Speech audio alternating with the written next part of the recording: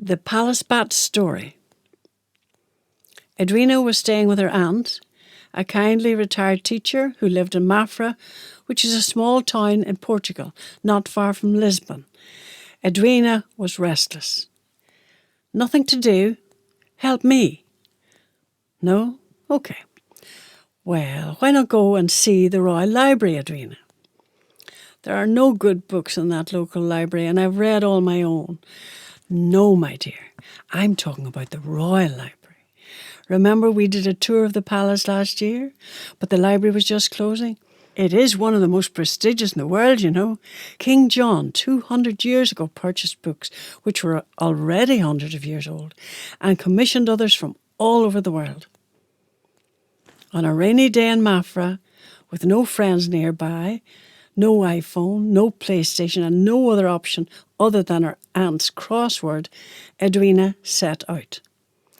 The library was part of the palace and not that far from her aunt's apartment, so she thought she might as well go and have a look. She passed the palace on the bus each time she went for a swim in the sea at Ericeira, a few miles away. Thousands and thousands of books in every language under the sun. Might be worth a look.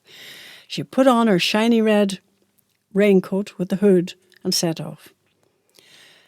The 30,000 books, all beautifully shelved alphabetically on white wood right to the ceiling, was awesome. She noticed the carved balustrade ran all the way round with a ladder for access to the top shelves. French doors were left a little open to make sure it wasn't stuffy. It'd be great fun to play chasing in here, but that wouldn't be respectful. Some of the books were 500 years old, the guide said. The floor was tiled in bright-coloured patterns of circles and diamond shapes. Indeed, it was royal, Edwina thought, as she was about to leave through two huge wooden doors. Just then, a sudden burst of wind came from nowhere, and something fell at Edwina's feet. The stewards all ran to close the French doors, so she lifted what was, in fact, a tiny book. For some reason, she clasped it carefully in both hands and left. Her aunt had just fallen asleep in the armchair. Halfway to her room, she turned, tiptoed over to her aunt's chair and borrowed the brass magnifying glass which lay on top of the unfinished crossword on the coffee table. She sat on her bed and read what must have been the smallest book in the world, called The Palace Bat Story. Author's note. We've always worked here full-time since the early 1800s, independently, of course, myself and Leonardo. There was a time when the whole palace buzzed with a quiet excitement and concentration. Scholars, monks, doctors, and learned people came here to study from all over the world, knowing the library was kept up to date by Leonardo and King John. I would see the visitors hurry through the huge wooden doors at first light under the curly-headed cherubs on the frescoes everywhere, saluting the guards, nodding kindly to each other, but eager to read the latest in their own field. My station or workspace here has always been quite perfect. I'm up in the deep valley between Archimedes and Aristotle and just directly below Leonardo's ink. I'm a clean worker and I've never once spilled a drop, nor, I am happy to say, have I ever been disturbed. I must just assume everybody these days knows about pi r squared and prefers Plato to his pupil Aristotle. I have been pest control. Lately, due to failing eyesight and age, Leonardo has an assistant, a different species altogether, all head and no heart. I heard him tell Leonardo he heard scratching noises and full pots of ink found dry in the mornings. So I want to finish these memoirs describing life in the palace at Mafra, that golden time before King John and his family emigrated to Brazil in early 1800. Memoirs. In King John, I saw a very holy man. He put God and Our Lady in a wardrobe and built a chapel especially for babies. He didn't have long to wait. Prince Pedro arrived before long, and soon after, Princess Maria Barbara. Leonardo, chief librarian, had all the tomes catalogued alphabetically by the time I arrived and was working on an index for the bees. It didn't take me long to memorize the alphabet. Reading came naturally after that. I had roosted in a hollow of Brazilian mahogany, which was shipped to Portugal. My arrival was a godsend. The precious books from all over the world were full of microscopic insects, mostly fleas, which were devouring the precious books. Leonardo didn't see them. I ate them and saved the precious books. I'd better elucidate. I am a bat. Contrary to myth, a bat's eyesight is good, and we fly by day or night. I'm more of an indoor bat, in and out of books all the time. I'm the smallest of our species, and so fast few ever catch sight of me. You'd think my wings were elastic, I'm so supple. My Portuguese cousins in the garden had very little in common with me. They didn't like the library fleas and insects. This suited me because I'm always hungry. I devoured them. I can eat 45,000 insects per night. A good many of the biological essays covering Chiroptera, that is the study of bats, would have informed Leonardo of this, so I believe he was happy to have me around and didn't begrudge me a few pots of ink. Life took a new turn when I was reading through the seas. I remember that evening being so taken by Cicero's Oraciones that I was learning them off by heart. For the record, I've been through all the books a couple of times now. I heard this dreadful hullabaloo down in the Queen's salon on the second floor, with loud barking. I took a shortcut through 2 keyholes to see an irate queen being turned in circles as she tried to slap a little girl she held by the hand. The little girl had been trying to dress a barking chihuahua in baby clothes, and the other chihuahua was upset too. The queen had been practicing her piano and had lost her royal temper. The young boy, Prince Pedro, was on his back laughing. His little toy soldiers toppled all around him. The little girl stopped crying as soon as she saw me. She saw me fly under the ceramic fin of the fish on the oak sideboard. I wanted to watch her. She wanted to watch me. That was the first time we took notice of each other. I have a secret friend, she whispered to her brother, Prince Pedro, at lunch next day. He's a white mouse with a leaf over his nose and he has wings. He's tiny and flies fast, and I think he's beautiful. The young prince threw up his eyes and announced to his manservant, I wish to fish. He wanted to go fishing. Ever after, I groomed myself meticulously each morning and took on to be Princess Maria Barbara's Batman. I was now part of the family. When the princess was safe in bed, my own evenings after work were spent below in the kitchen. The maids laughed and mimicked the queen. It took very little to amuse them. They loved to smell the royal meal, but none of them could read, so they just passed them around. They compared notes on fashion and jewellery and all the new dances. But before they sat down to drink the port, they had everything in place for their beloved King John's breakfast. As I said, I accompanied Princess Maria every day. You can imagine how well it suited me after her tutor said she could study in the Royal Library. Since then, I have a routine. Everybody in the palace has their chores. Mine is to check the 36,000 volumes for pests. As I said before, I'm fast. For the record, I can reach the music room in 3.5 seconds, and I have attained a speed of 2 fruit flies per second, even if I have obstacles to avoid. Some insects are fruity, others juicy, some citric, some spicy. There's a huge variety. I will presume you know that my droppings are a valuable preservative, especially for those old calfskin books. That guano or excrement can be useful also in the garden as a fertilizer. Anything from Brazil, which I now knew to be my birthplace, fascinated me.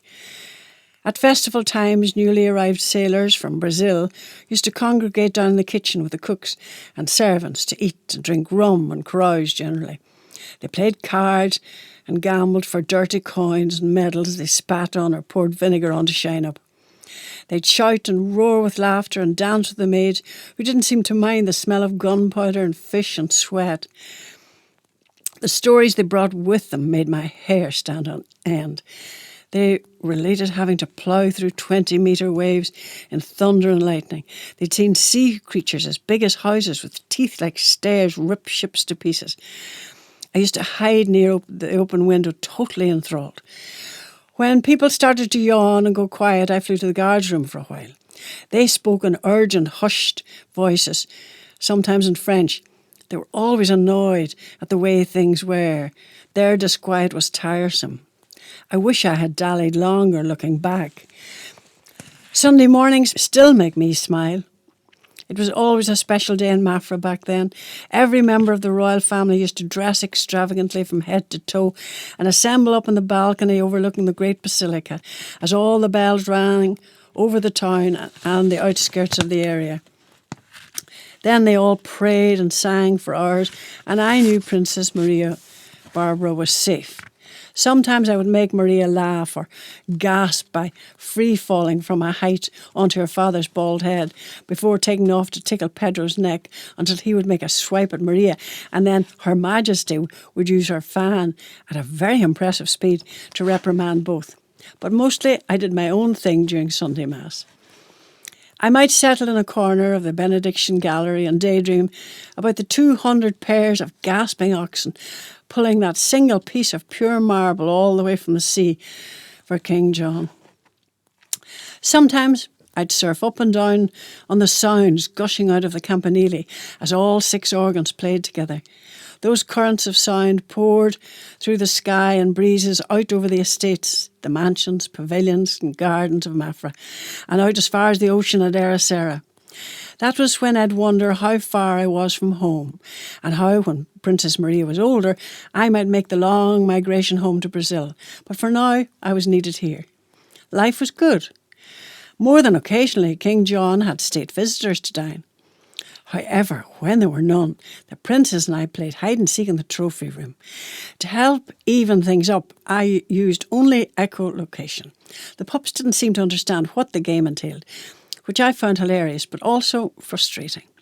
You see, the stags' heads and bears' open mouths bearing teeth provided nooks and crannies, great hiding places, but made the pups unsure, and they'd bark and reverse and bumped into the horn chairs, which sent them squealing in circles. And then across tutor would come running in and spoil the fun by taking the howling Maria off to do more lessons. As the princess grew up, time grew shorter and shorter.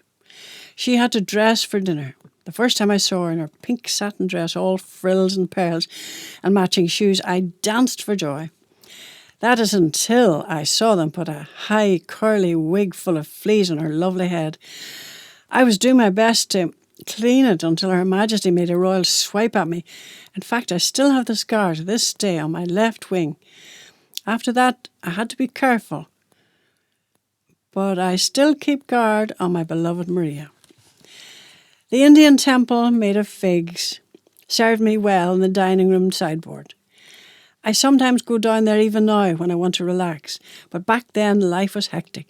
Maria had a more and more pressing schedule. The music room was hard work. Her Majesty wanted Maria to play a duet with her later in the season in Lisbon, so practice was almost every evening after dinner. For a full half hour, Maria sat at the French grand and her mother at the German pianola. It was not that music. One night, I heard a raucous laughter coming from the kitchen. The head cook was yelling orders louder and louder to her staff, and each time she left to go into the larder, I saw her take a gulp of port. Her former Argentinian friend, unwashed, smelly and hairy, had arrived unexpectedly and was hunched over the wooden table drinking from a bottle. Pots and pans sizzled and spat on the range. It wasn't long before I heard a dangerous, hungry mosquito hovering at the opposite window. He was headed for the red nose of this intruder. He was fast and had landed before I reached. Then I chased him round and round the ceiling, out the kitchen window. I followed. He was looking for something sweet. Princess Maria was already fast asleep in her 4-poster bed, with the net almost completely around her. There was a tiny gap. The mosquito was flying as though he were drunk and full of bravado. He did find a way in. He circled her gorgeous head, breathing her sweet scent, singing his monstrous note, and then prepared to land. I spread my wings and with full throttle flew straight at him, harry-carry, sounding my own alarming siren. Humans, of course, don't hear this, but the intruder did, as did the two pets cuddled around the princess. The mosquito was completely disorientated and fell for a moment onto the nose of the younger pup, Tonionio. He wasn't long wakening Cleonio, who jumped around yelping and jumping onto the princess's face. She sprang up out of her sleep and started to scream, knocking over the candle as her lady-in-waiting rushed in a panic. A guard wasn't long behind her, pulling on his doublet and extinguishing the fire. By this time, I was chasing the mosquito round the room. Then into the night we flew round and round the elm trees and cedars, up and down the mazes and the different courtyards, neither of us giving up. Then I saw him fly straight into the reflection of a full moon and drop like a small pebble on the windowsill. After Cleonio and Antonionio understood what I'd done, and they always welcomed me with wagging tails, but that jubilant behaviour warned the Queen to reach for the squatter. Sometimes you just can't win. The buxom cook died shortly after, and I've not seen her Argentinian friends since either. If you were a prince or princess by this time, you'd have your portrait painted and hanging on the palace somewhere. Well, that summer it was Maria's time to have her portrait done. Her art teacher was commissioned. He loved his little pupil, and I assumed his eyesight was deteriorating, and I thought he hadn't seen me hanging about. In fact, at times she'd permit me to land on her left shoulder and rub my damaged wing against her little neck. I am glad to say now that I was wrong, for I am part of the portrait. Yes, I'm there, on her left shoulder in the middle of all the lace up in the gallery. She was my saint, and I myself was her Batman, since I'd prevented her from being infected by several harmful insects that long, hot summer. When the maids started to chatter and whisper about a particular young Spanish prince coming to dinner, I did start to wonder about things. Then one evening I saw my little girl quite changed. I remember every detail. The yellow silk satin dress was so white you could hardly get out the dressing room door. The V of pearls and lace at her neck and waist showed how she'd grown into a beautiful young woman. I followed her and her escort down to the royal dining hall, and there was a young prince sitting beside Maria's mother and father and what must have been his own parents. She might have married him. However, the next Sunday changed history. This is what I remember. As usual, after the service, the royal procession rode through the packed streets of the little town in the open carriage. The horses were well used to pulling us over the cobbled streets and lanes. Everybody pushed and shoved to get closer. Flowers with gorgeous scents were thrown into the carriage and the bells rang. Often during this ritual, the Queen would hug Maria out of sheer joy. The Queen was not demonstrative. The carriages had to stop at the King's nod to allow the fandango or the tirana suddenly be performed. Such was the exuberance of the ordinary people for His Highness.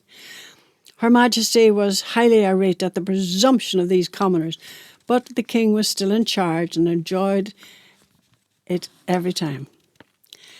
I do need to include something of my personal history here.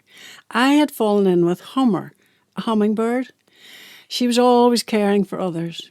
At this juncture, I remember she had been helping a poor will out of hibernation. It takes them ages. That was, in fact, the reason on this particular Sunday I was late joining the royal party. I had simply waited for her, waiting for the poor will. Eventually, we three set out to catch up and join in the merriment.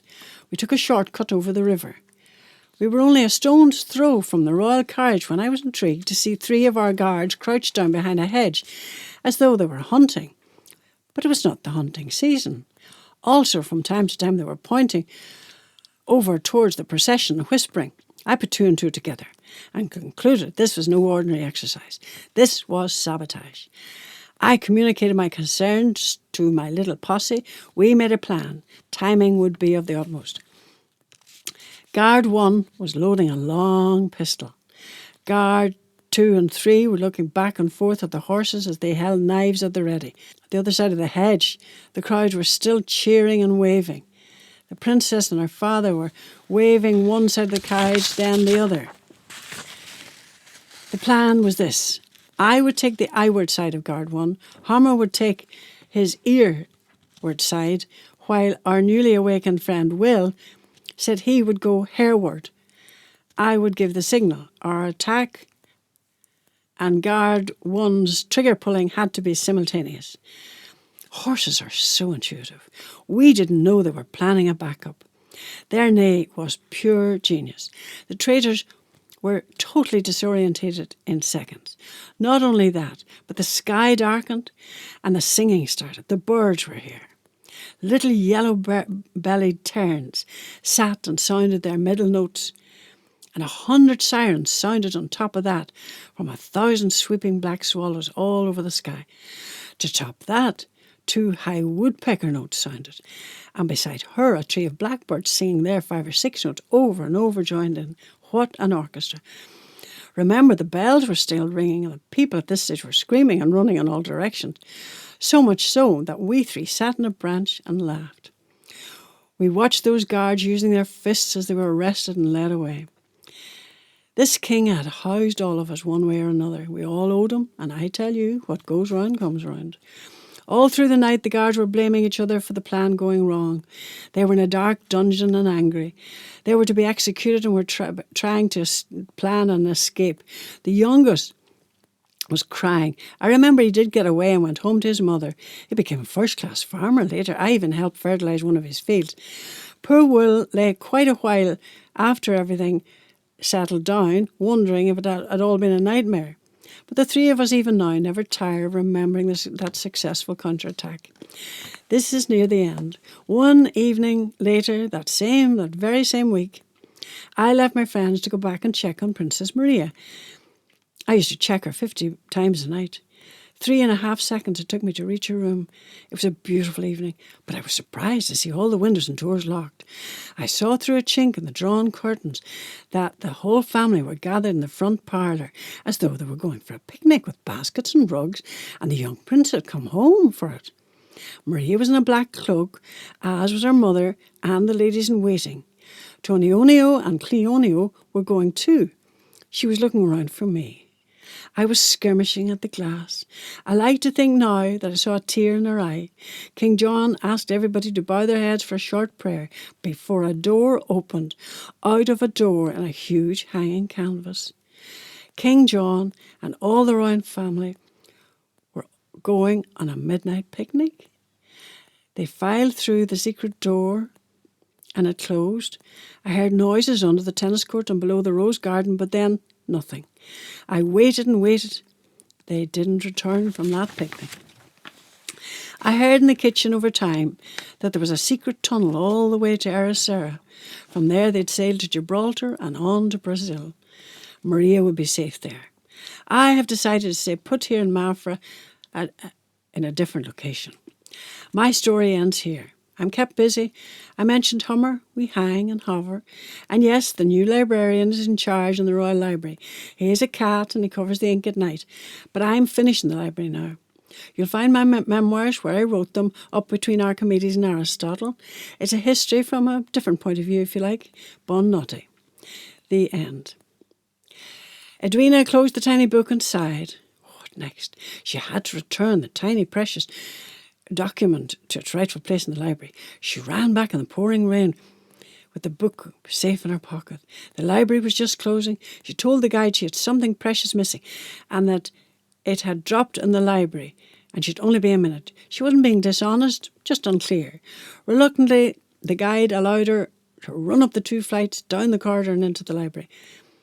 There was nobody there, so Edwina moved the ladder, which allowed her to reach the A's on the top shelf.